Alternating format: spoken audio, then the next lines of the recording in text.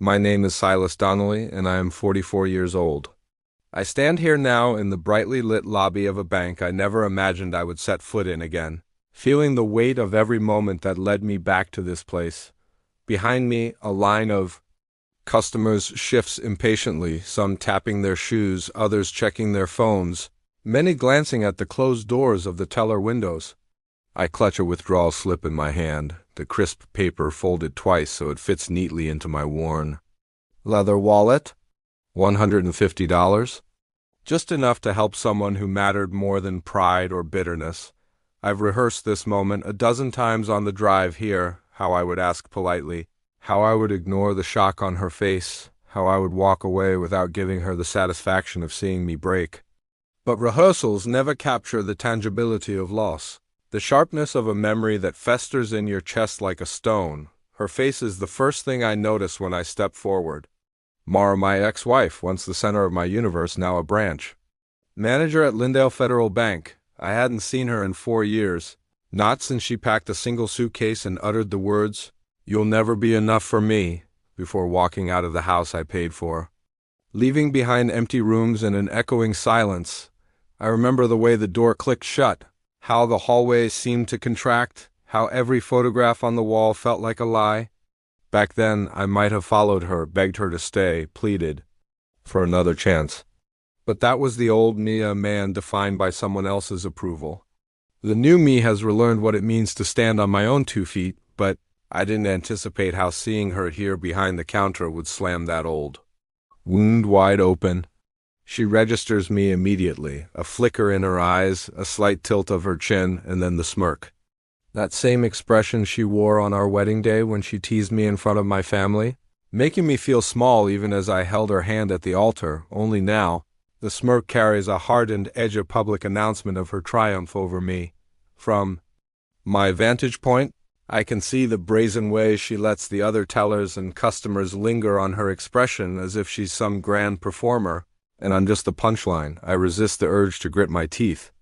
I nod once, an imperceptible twitch in my jaw, and step forward to the counter. "Good afternoon," I say, voice steady but soft. The tellers around us pause. Even the beeping of the teller machine seems to hush. Mara doesn't return my greeting. Instead, she places her hands flat on the countertop, leaning forward, brow arching as if she's sizing up a stray dog daring to beg for scraps. "We don't serve beggars here," she announces in a voice calibrated to carry across the lobby. The words hit me like gravel lodged in my throat. I can taste the metal of humiliation. Behind her, I catch the sharp intake of breath from a young woman clutching a stack of deposit envelopes. 2 men in suits glance at each other with raised eyebrows. An older man tips his hat to her as if congratulating her on a job well done. There is no kindness in her tone, no hesitation, just that unmistakable delight in my discomfort. I feel the heat rush into my face. A faint hum echoes in my ears, masking the soft voice of the teller calling the next customer. My fingers tighten on the withdrawal slip, crumpling its corners. I remind myself this isn't about her anymore. It's about a man who needs $150 to do the right thing. Someone whose need far outweighs this meaningless display of cruelty. I swallow past the lump in my throat and lift my chin.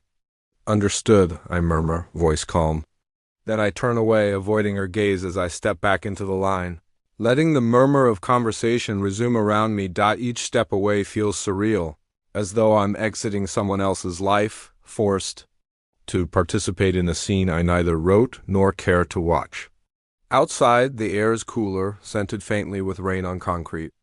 I pause at the glass doors, watching the sunlight scatter across the puddles left by an earlier shower, shaking my head.